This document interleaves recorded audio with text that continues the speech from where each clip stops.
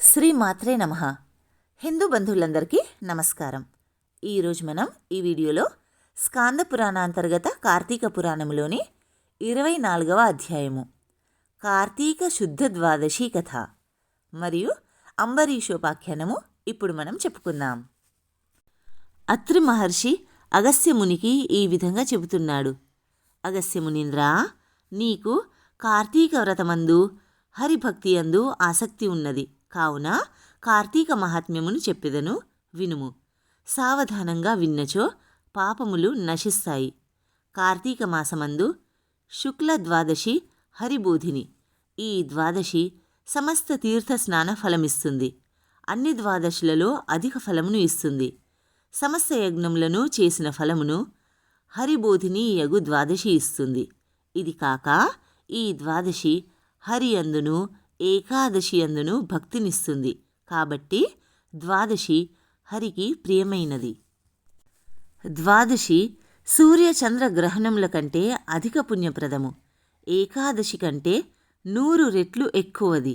సమస్త పుణ్యమును ఇచ్చున్నది. ద్వాదశి నాడు చేసిన పుణ్యము 1,000,000 రెట్లు అవుతుంది. ద్వాదశి పుణ్యదినము కనుక కొంచెముగా ఉన్నను పారణకు ఉపయోగించాలి. కానీ ద్వాదశిని విడిచి పారణ చేయకూడదు. ఇతర నియమములన్నింటినీ విడిచి ద్వాదశి స్వల్పకాలమందు పారణ చేయవలెను. కానీ పుణ్యమును కోరువారు ద్వాదశిని విడవకూడదు. ఏకాదశి యందు ఉపవాసమాచరించి మరునాడు ద్వాదశి కాలము అతిక్రమించక భోజనము చేయాలి. ఉపవాసముండి మరునాడు ద్వాదశి భోజనం చేయుట పారణ అనబడుతుంది. ఈ విషయము తెలిసియే పూర్వమందు పరమభాగవతుడైన అంబరీష మహారాజు పారణకు ద్వాదశిని విడువలేదు. ద్వాదశి ఉండగానే హరికి నివేదించి అన్నము భుజించుట పారణ అనబడుతుంది. అంతలో దుర్వాస మహాముని వచ్చి ఆతిథ్యమనే వంకచేత భోజనమును యాచించాడు. అంబరీషుడు సరేనని ద్వాదశి పారణకు దుర్వాసుని రమ్మన్నాడు. దుర్వాసనుడు పారణకు అంగీకరించి అనుష్ఠానం కొరకు వెళ్ళాడు. ఆనాడు ద్వాదశి అతి స్వల్పముగా ఉండెను. దుర్వాసనుడు రాకపోయెను. ద్వాదశి పోవుచున్నది. ఇట్టి సంకటం సంభవించింది. అప్పుడు హరిభక్తుడైన అంబరీషుడు ఇలా విచారపడసాగెను. ఈ దుర్వాసనుడు మునిశ్రేష్ఠుడు, పారణ కొరకు అంగీకరింపబడినవాడు. ఇంతవరకు రాలేదు. ద్వాదశి అతిక్రమించి భుజించిన అధర్మమవుతుంది. బ్రాహ్మణుని కంటే ముందు భుజించినచో కోపించి అగ్నితో సమానుడైన ముని శాపమిచ్చును. కనుక ఇప్పుడు ఏది కుశలము? ఉపవాసమందు ఎలా ఏకాదశిని విడవరాదో అట్లే పారణయందు ద్వాదశిని విడవరాదు. ద్వాదశిని విడిచినచో హరిభక్తిని విడిచినవాడవుతాను. ఏకాదశి నాడు ఉపవాసము చేయక ఏ దోషమునకు పాత్రుడనవుతానో ద్వాదశిని విడిచినచో అట్టి దోషమే సంభవిస్తుంది. ఇది కాక ద్వాదశి పారణాతిక్రమణము 12 ఉపవాసముల ఫలమును పోగొడుతుంది. కావున ద్వాదశిని విద్వాంసుడు విడవకూడదు. హరివాసరము పుణ్యదినము కావున విద్వాంసుడు విడవకూడదు. దానిని విడిచితే పురుషునకు పుణ్య సంచయము చేకూరదు. అనేక జన్మములందు చేసిన పుణ్యము హరివాసరమును విడిచినచో నశిస్తుంది. అందువలన కలిగే పాతకమునకు నివృత్తి లేదు. ఒక్క ద్వాదశి అయినను విడవకూడదు. దీనికి ప్రతీకారము లేదు. అనేక వాక్యములతో పనేమున్నది? ఇది నిజము. హరివాసరమును విడిచినచో హరిభక్తి ఉండదు. హరిభక్తిని విడుచుటయందు నాకు మహాభయమున్నది. కాబట్టి ఇట్టి సంకటమందు హరిభక్తిని విడుచుట కంటే పారణమే ముఖ్యము. బ్రాహ్మణ శాపం వలన నాకేమీయో భయం లేదు. శాపం వలన కల్పాంతము దుఃఖం రానిమ్ము. ద్వాదశిని విడిచినచో హరివాసరము 10 ఏకాదశులు విడువబడినవి అవుతాయి. హరివాసరమును విడిచినచో హరిభక్తి లోపిస్తుంది. కనుక హరిభక్తిని విడుచుట కంటే బ్రాహ్మణ శాపమే కొంచెం మంచిది. కాబట్టి హరిభక్తికి లోపం తెచ్చుట కంటే బ్రాహ్మణుని కంటే ముందు భోజనము చేసి ద్వాదశి హరివాసరంను పోనివ్వక తద్వారా హరిభక్తిని నిలుపుకొనుట మంచిది. అట్లయినచో హరియే కష్టాలు రాకుండా కాపాడుతాడు. అంబరీషుడు ఇలా మంచి మనస్సుతో నిశ్చయించుకుని వేదవేత్తలైన బ్రాహ్మణులను ఇలా అడిగెను. ఓ బ్రాహ్మణోత్తములారా, వినండి. దుర్వాసనుడు భోజనమునకు వస్తా అన్నాడు. నేను అంగీకరించి తిని, కానీ ఇప్పటికీ రాలేదు. ద్వాదశి పోవుచున్నది కనుక బ్రాహ్మణుని కంటే పూర్వము భోజనము చేసినందున బ్రాహ్మణాతిక్రమణము, ద్వాదశిలో పారణ చేయకపోతే ద్వాదశ్యతిక్రమణము కలుగుతుంది.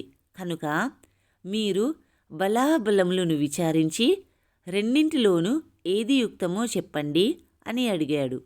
ఆ మాట విని ఆ బ్రాహ్మణులు ధర్మబుద్ధితో ద్వాదశి యొక్కయు అతిథిగా వచ్చిన బ్రాహ్మణుని యొక్కయు గౌరవ లాఘవములను విచారించి ఇలా అన్నారు. సమస్త భూతములే అందును అగ్నిరూపుడైన ఈశ్వరుడే భక్ష్య భోజ్య చోష్య లేహ్య రూపమైన అన్నమును భుజించుచున్నాడు. ప్రాణవాయువు వలన జఠరాగ్ని ప్రజ్వలితమగుచుండగా జంతువులకు అన్నమును కోరడి ఆకలి కలుగుచుండును. ప్రాణవాయువు చేత కొట్టబడిన జఠరాగ్ని సంతాపమును చేయుటకే క్షుత్పిపాసలనబడును. కాబట్టి ప్రాణసహితంగా అగ్ని సర్వసుర పూజితుడవుచున్నాడు. కాబట్టి సర్వభూతములందున్న అగ్నిని నిత్యము పూజించాలి. కాబట్టి తన ఇంటికి వచ్చిన శూద్రుణ్ణి గాని చండాలుణ్ణి గాని విడిచి భుజించరాదు. సాక్షాత్ ప్రథమవర్ణమైన బ్రాహ్మణుణ్ణి విడిచి భుజించరాదు అని చెప్పవలసిందేముంది? గృహస్థుడు స్వయంగా అతిథిని పిలిచి అతిథి కంటే ముందుగా తాను భుజించినచో బ్రాహ్మణావమానం అవుతుంది. బ్రాహ్మణావమానము చేత ఆయువు, ఐశ్వర్యము, కీర్తి, ధర్మము ఇవన్నీ నశిస్తాయి. ఇది ఏమి, అది ఏమి మనస్సులో ఉండే కోరికయు అనగా సంకల్పితమంతయు నశించును. బ్రాహ్మణులందరూ స్వర్గమందుండే దేవతలే అని చెప్పబడతారు. దేవతలను తిరస్కరించుట చేత అంతయు నశించును. జాతి మాత్రము చేతనే బ్రాహ్మణులు దేవతలతో సమానులు. ఈ దుర్వాసనుడు తపోవంతుడు. ఇతని విషయమందు చెప్పున్నదేమున్నది? ఓ రాజా, ఈ బ్రాహ్మణుడు కోపం చేయకపోయినను బ్రాహ్మణుని కంటే ముందు భుజించకూడదు. ఈ బ్రాహ్మణునకు ద్వాదశి పారణకు వచ్చేదనని చెప్పి సమయానికి రాకుండుట అన్యాయమై ఉన్నది. ద్వాదశి పారణను విడిచిపెట్టిన ఏకాదశి ఉపవాసమునకు భంగం వచ్చును. ఏకాదశి త్యాగమునకు ప్రాయశ్చిత్తం లేదు. బ్రాహ్మణావజ్ఞకు ప్రాయశ్చిత్తం లేదు. కాబట్టి ఈ రెండును సమానములుగా ఉన్నవి. ఇందు గురుత్వము లఘుత్వము మాకు కనిపించుటలేదు. ద్వాదశి కాలమందు పారణ చేయనిచో హరిభక్తి లోపిస్తుంది. పారణ చేసిన దుర్వాసుడు శపిస్తాడు. ఎలా అయినను అనర్థం కాక తప్పదు. అదియు కొద్దిది కాదు, గొప్ప కీడు కలుగును. బ్రాహ్మణులందరూ శాస్త్రములను ఇలా న్యాయముగా విచారించి యథార్థమును ఆలోచించి రాజుతో ఇలా అన్నారు. స్కాంద పురాణాంతర్గత కార్తీక పురాణంలోని 24వ అధ్యాయం సంపూర్ణం. దేవాధిదేవులైన పరమేశ్వరుడు మరియు శ్రీ మహావిష్ణువు యొక్క కృపాకటాక్షాలు, ఆశీస్సులు సదా మనందరిపై ఉండాలని కోరుకుంటూ స్వస్తి.